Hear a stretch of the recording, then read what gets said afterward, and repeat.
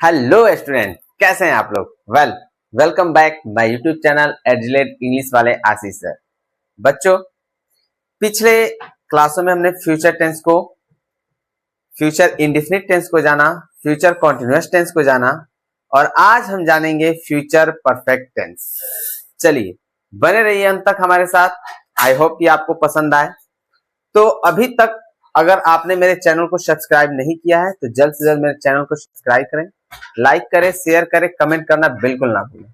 चलिए बच्चों, आते हैं हम फ्यूचर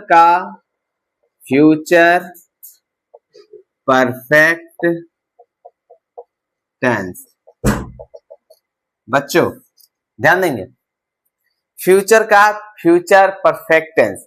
अभी तक हमने फ्यूचर इंडेफिनिट को डिफिनीशन, फॉर्मूला विथ एग्जांपल के साथ समझा था। ठीक उसी प्रकार हमने फ्यूचर कॉन्टिन्यूअस का डिफिनीशन, फॉर्मूलाज और विथ एग्जांपल के साथ समझा था। आज हमारा फ्यूचर टेंस का थर्ड टॉपिक है। कौन सा टेंस का हमारा थर्ड टॉपिक है? फ्यूचर टेंस का थर्ड टॉपिक। और इसकी पहचान क्या होती है? फ्यूचर टेंस में गा, गे, गी आते हैं। अब ध्यान दें, गा, गे, गी तो आते हैं, वो फ्यूचर टेंस होते हैं, लेकिन फ्यूचर परफेक्ट टेंस में क्या होता है? जिस हिंदी वाक्य के अंत में क्या आते हो? चुका होगा, चुकी होगी, चुके होंगे। ध्यान है बच्चों, ये हमारी पहचान होती है फ्यूचर परफेक्ट टेंस की। फ्यूचर परफेक्ट टेंस की पहचान क्या होती है? जिस हिंदी वाक्य के क्रिया के अंत में क्या आते हो? चुका होगा, चुकी होंगे, चुके होंगे इत्यादि शब्द जो आते हैं हमारे, वो कहलाते हैं फ्यूचर परफेक्ट टेंस। समझा बच्चों? चलिए स्टार्ट करते हैं इसका डिफिनीशन। डिफिनीशन क्या होता है हमारा? डिफिनीशन होता है हमारा when our Hindi sentence ends with चुका होगा, चुकी होगी, चुके होंगे। Then we apply the rule of future perfect tense. ध्यान देंगे बच्चों, हमारा डिफिनीशन क्या कहता है फ्यूचर परफेक्ट टेंस का? कि when our Hindi sentence ends with चुका होगा, चुकी होगे, चुके होंगे। मतलब क्या? जिस हिंदी वाक्य के अंत में क्या आते हो? चुका होगा, चुकी होगी, चुके होंगे। Then we apply the rule of future perfect tense. और रूल हमारे क्या कहते हैं? रूल हमारा कहता है we apply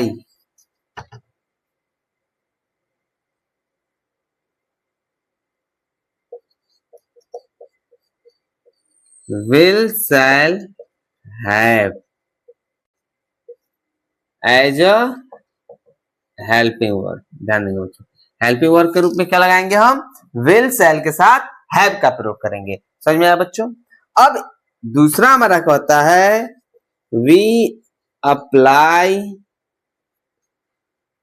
the V3 यानी वर्ब का third form as a main verb. और मेन वर्ब के साथ हम क्या लगाते हैं? मेन वर्ब के साथ हम लगाते हैं वर्ब का थर्ड फॉर्म। ध्यान है बच्चों कि हम हेल्पिंग वर्ब में क्या लगाते हैं? विल, शैल के साथ हैव का प्रयोग करते हैं और मेन वर्ब के साथ वर्ब का थर्ड फॉर्म लगाते हैं। ये है हमारा रूल। ठीक है, फिर से एक बार आप लोग समझेंगे कि डिफिनीशन क्या कर रहा है हमारा? When our Hindi sentence ends with चुका होगा, चुकी होंगे, चुके होंगे, then we apply the rule of future perfect tense. मतलब जिस हिंदी वाक्य की क्रिया के अंत में क्या आते हो? चुका होगा, चुकी होगी, चुके होंगे, देन हम ऐसे सेंटेंस को बनाने के लिए एक रूल को फॉलो करते हैं। और रूल हमारा क्या कर रहा है कि हम लोग विल, शैल के साथ हैव का प्रयोग करेंगे हेल्पिंग वर्ब के लिए और वर्ब का थर्ड फॉर्म यूज करेंगे मेन वर्ब के लिए। समझ आए बच्चों? चलिए अब आते हैं हम फॉर्मूला पर और एग्जाम्पल पे। तो चलिए इसको हम इरेज करते हैं। अब हम लिखते हैं यहाँ पे formula.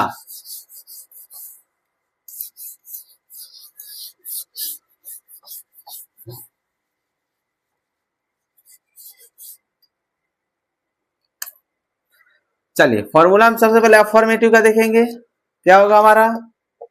Subject plus will shall plus verb का थर्ड फॉर्म प्लस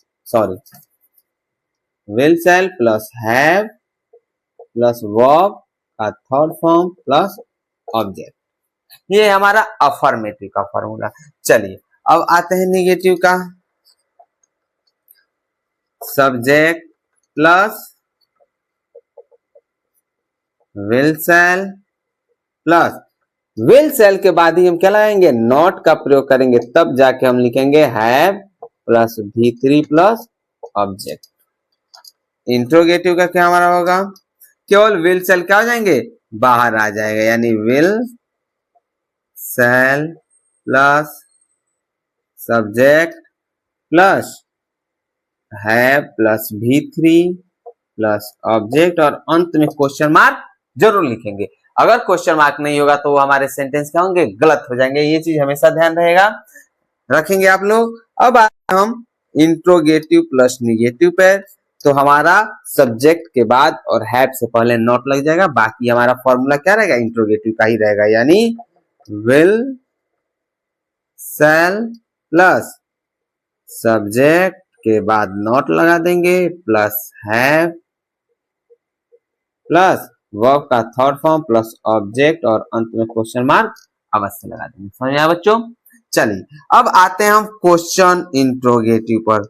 जैसा कि आपको हर बार बताया जाता है कि इंट्रोगेटिव सेंटेंस और क्वेश्चन इंट्रोगेटिव सेंटेंस में बस थोड़ा सा क्या होता है? एक बदलाव होता है कि हमारा सेंटेंस क्या रहता है? इंट्रोगेटिव ही रहता है। बस क्वेश्चन इंट्रोगेटिव में इंट्रोगेटिव से पहले क्या? क्वेश्चन वर्ड को लिख देते हैं, यानी क्वेश्चन वर्ड प्लस जैसे है हमारा इंट्रोगेटिव वैसे ही लिख देंगे, will shall plus subject plus have plus verb का third form plus object plus question mark.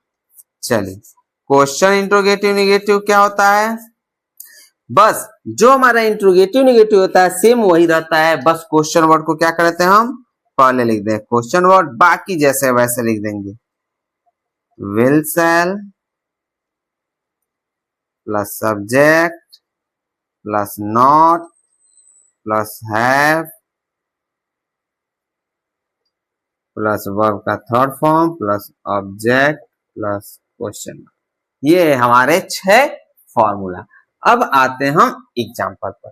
फिर से ध्यान देंगे बच्चों, हमारा फ्यूचर टेंस का affirmative, negative, interrogative, interrogative negative, question interrogative और क्वेश्चन इंट्रोगेटिव निगेटिव हमारे क्या हो गए हैं?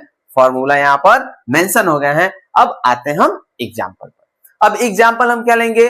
जैसा कि हमने एक सेंटेंस को शुरू से लेकर अब तक लिया था, यानी फ्यूचर कंटिन्यूअस तक लिया था, तो फ्यूचर परफेक्ट में हम उसी सेंटेंस को लेंगे। जैसे मान के चलिए हमने एक सेंटेंस लिया था प्रेजेंट का इंडेफिनिट में, राम घर जाता है।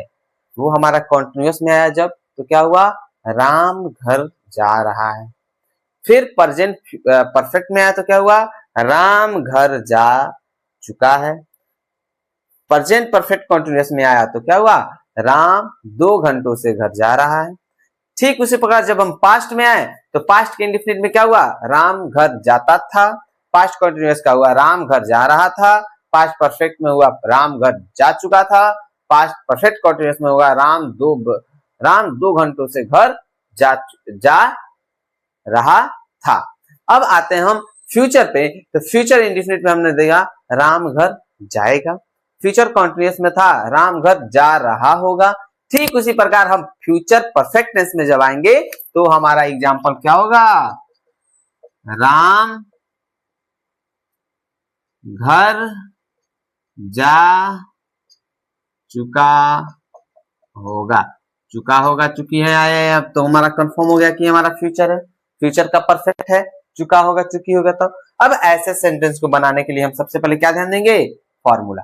फॉर्मूला हमारा क्या कर रहा है, सबसे पहले सब्जेक्ट हमारा क्या हो जाएगा, राम। विल सेल में हमेशा आपको बताया गया है आई और वी के साथ सेल लगता है, बाकी किसी भी अन्य सब्जेक्ट के साथ विल लगता है। ठीक है, तो हमारा आई और वी नहीं है, ये राम है, तो राम के साथ क्या लगेगा, विल लगेगा। क्या लगेगा, विल। राम विल। उसके बाद क्या लगेगा, हैव। वर्ब क्या है, जाना यानी गो। गो का third form gone, to home. ये हो गया हमारा एग्जाम्पल अफर्मेटिव का। निगेटिव होगा तो क्या होगा, विल और हैव के बीच में नॉट लगा, यानी विल हैव के बीच में हम क्या लगा देंगे, नॉट लगा देंगे। It means Ram will not have gone to home. ये हो गया हमारा निगेटिव। इंट्रोगेटिव में आते हैं तो हमारा सबसे पहले विल से बाहर आता है, यानी विल बाहर आ जाएगा। वेल, सब्जेक्ट हमारा राम होगा, हैव लग जाएगा, और वर्ब हमारा गो का थर्ड फॉर्म गॉन हो जाएगा, टू होम, और अंत में क्वेश्चन मार्क जरूर लगा देंगे। समझ में आया बच्चों? चलिए अब आते हैं हम इंट्रोगेटिव निगेटिव। इंट्रोगेटिव निगेटिव में क्या होगा, केवल सब्जेक्ट के बाद और हैव के पहले नॉट लग जाएगा। It means will Ram not have gone to home, और क्वेश्चन मार्क अवश्य लगाएंगे। समझ में आया? चलिए ये था हमारा एग्जाम्पल, राम घर जा चुका होगा, राम घर नहीं जा चुका होगा, क्या राम घर जा चुका होगा, क्या राम घर नहीं जा चुका होगा। अब आते हैं क्वेश्चन इंट्रोगेटिव और क्वेश्चन इंट्रोगेटिविटी। और क्वेश्चन वर्ड होते कौन कौन से आप लोग को बताया जा चुका है। होते क्या है, कब, कहां, कैसे, क्यों, कितना। ये वाक्य के शुरू में, बीच में या अंत में आए ऐसे सेंटेंस को हम क्वेश्चन वर्ड कहते हैं। और क्वेश्चन वर्ड ऐसे सेंटेंस जब आते हैं तो सबसे पहले उस क्वेश्चन वर्ड को लिखते हैं, बाकी हमारा इंट्रोगेटिव और इंट्रोगेटिव पर लिख देते हैं। चलिए आते हैं, जैसे मान के चलिए राम घर जा चुका होगा, राम घर नहीं जा चुका होगा, क्या राम घर जा चुका होगा, क्या राम घर नहीं जा चुका होगा। अब आ जाए राम घर क्यों घर जा चुका होगा, क्यों आ जाए।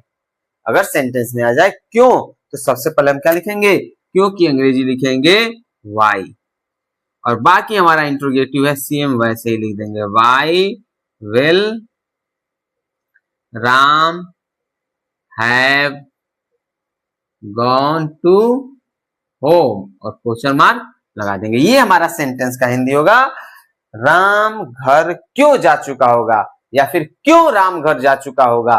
समझ में आया? क्यों जो हमारा क्वेश्चन वर्ड है, ये क्या होंगे, वाक्य के शुरू में, बीच में, अंत में कहीं भी आ सकते हैं। तो सबसे पहले हम उसी की अंग्रेजी लिखते हैं। चलिए ये तो हमारा राम घर क्यों जा चुका होगा। इसका निगेटिव होगा, राम घर क्यों नहीं जा चुका होगा। तो नहीं कहां लगेगा, सब्जेक्ट और हैव के बीच में लगेगा, बाकी सेंटेंस ऐसे ही रहेगा। जैसे वाई विल राम, यहीं पर क्या लग जाएगा, नॉट लग जाएगा।